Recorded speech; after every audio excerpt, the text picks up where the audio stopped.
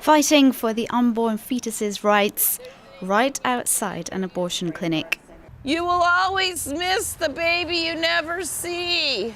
California's anti-abortion movement is gaining influence. Officially, crisis pregnancy centers like this one give unbiased information and support. But in reality, volunteers are doing everything they can to dissuade women from turning to abortion, offering free ultrasound scans.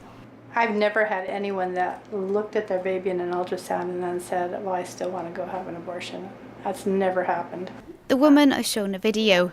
When 19-year-old Brittany Silas watched it, she'd been planning to abort. The baby is rapidly torn apart by the force of the suction and squeezed through this tubing down into the suction machine.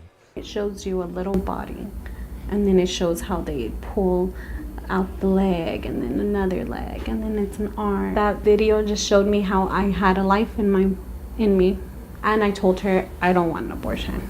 Until recently, these centers had to display a sign reminding visitors that abortion in California is legal and free. But this June, the Supreme Court ruled it no longer compulsory. Pro-choice activist Sarah describes a step back for women's rights. When they see that sign, they can think to themselves, oh, okay, so I do have the right to access an abortion. This is a legal right. Or like, oh, I can get this paid for, right? And so because these crisis pregnancy centers aren't telling these young people what their rights are. Wearing a hidden camera, Sarah's colleague visits one of the centers.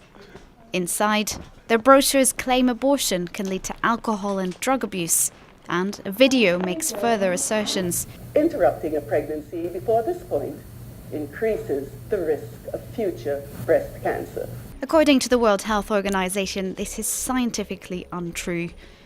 Several dozen crisis pregnancy centers have opened along the US West Coast, and with many of them located near high schools, pro-life activists are showing no sign of slowing down.